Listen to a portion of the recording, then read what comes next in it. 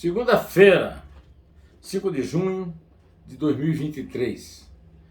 Eu volto aqui à nossa faina diária para comentar o absurdo do Arthur Lira, dono do Brasil atualmente, desde os tempos de Bolsonaro, e continuou com a derrota do Bolsonaro e com a eleição do Lula, metido em inquéritos e investigações de falcatruas, né?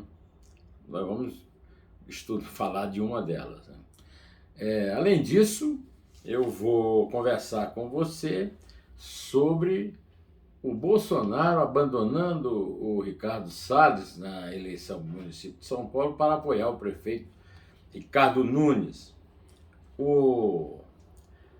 A ocupação de um gabinete no Ministério de Informações pelo sogro do ministro Fernando Fialho e também o abandono desvairado, absurdo do arquivo público do Recife, denunciado por uma vereadora do PT.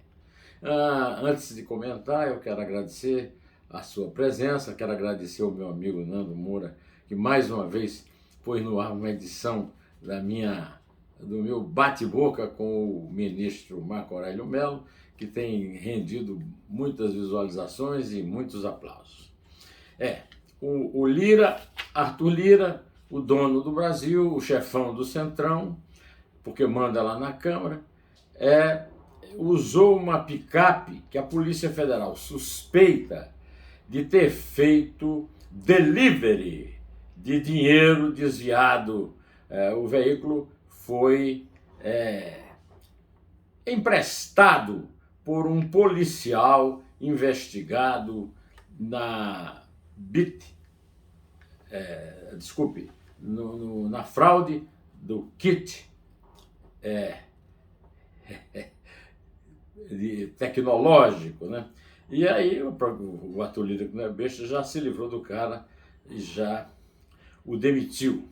Mas não se esquece de mandar seus recadinhos para o Lula. Ele mandou dizer ao Lula que a articulação do governo está menos atenta do que deveria e que isso é o fim da brigada. E também que a coisa está preta lá para o Lula no Congresso.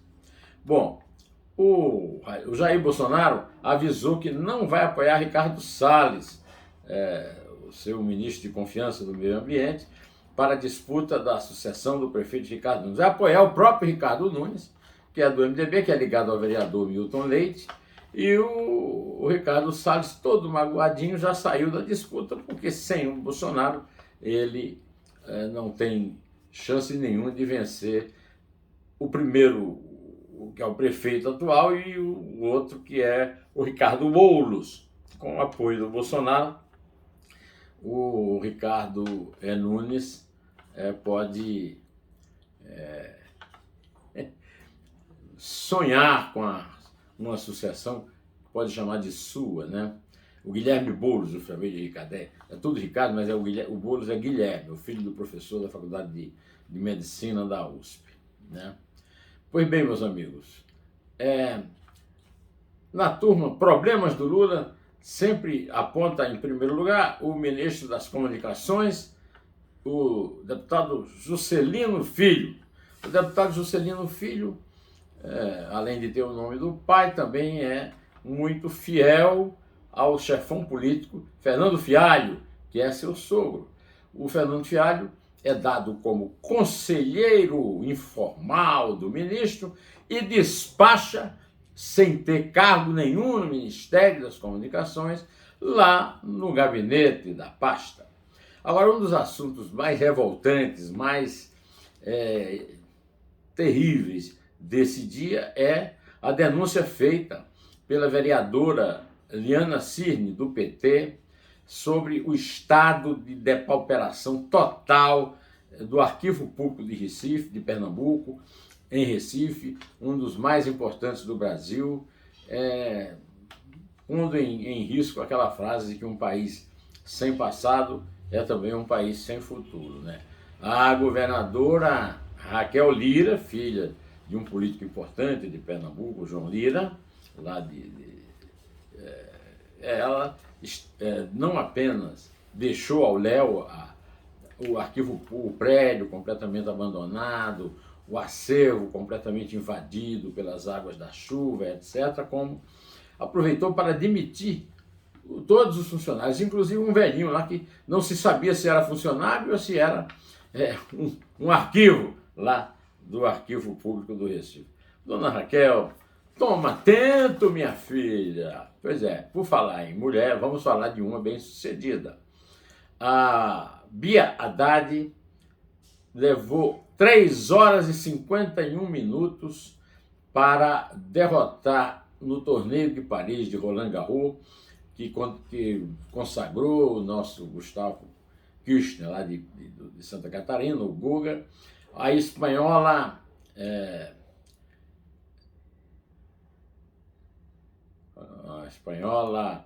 Sara Tormo. Agora vai para a quarta de finais, igualando um feito da maior tenista brasileira de todos os tempos, Maria Esther Bueno, para enfrentar uma tunisina de 28 anos, a Ons Jabeur, que já foi número 2 do mundo. Quer dizer, não vai ser tarefa fácil. A Bia vai ter que suar, mas ela já empatou com a Maria Esther Bueno em Roland Garros, com essa passagem da oitava para as quartas de final. O jogo das quartas vai ser na terça-feira, amanhã, não dá nem tempo de descansar, né? Olha, meus queridos amigos, em junho, estamos em junho, e em junho faz 10 anos que a sociedade enfrentou o Estado. Está aqui um livro que foi coordenado pelo cientista social Rubens Figueiredo, que organizou, e teve a participação de Bernardo Sorge, Denis Rosenfeld, José Neumann e Pinto, este vosso criado, Marcelo Tonhosi, Ney Figueiredo, Roberto Macedo, Rogério Schmidt e Túlio Kahn. Na página 89 do livro, tem um texto meu que eu diria que é profético.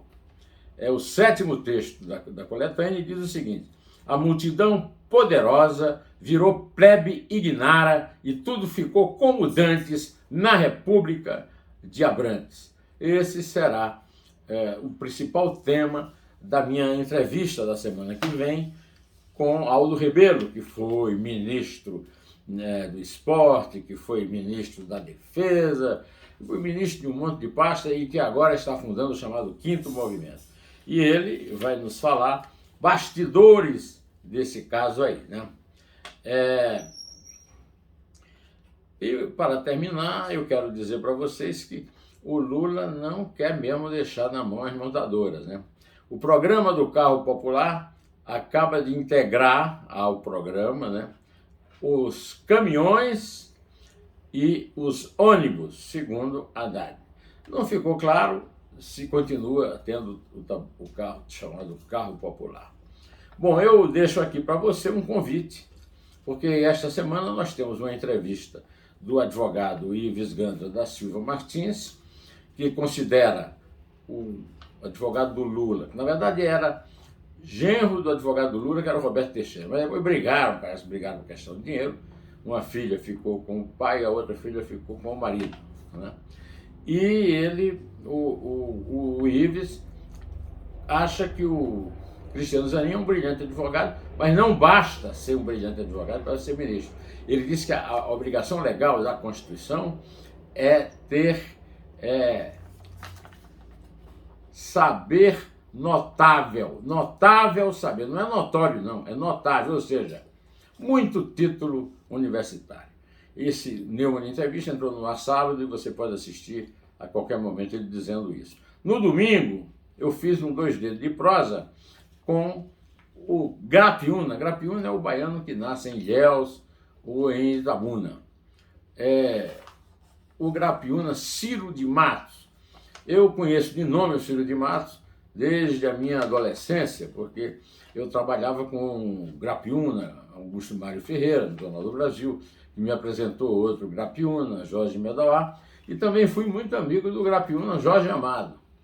O Ciro de Matos ganhou o prêmio, magnífico prêmio Casa de las Américas, de Cuba, com um livro de novelas, Pesadelo e Outras Histórias. Desculpe, Infância, Pesadelo e Outras Histórias, que foi editado pela Academia de Letras da Bahia e pela Assembleia Legislativa do Estado da Bahia, uma edição assim, oficial, né? E ganhou o prêmio Casa das Américas e vai ser editada, graças à indicação do nosso amigo comum Dionísio da Silva, na Almedina.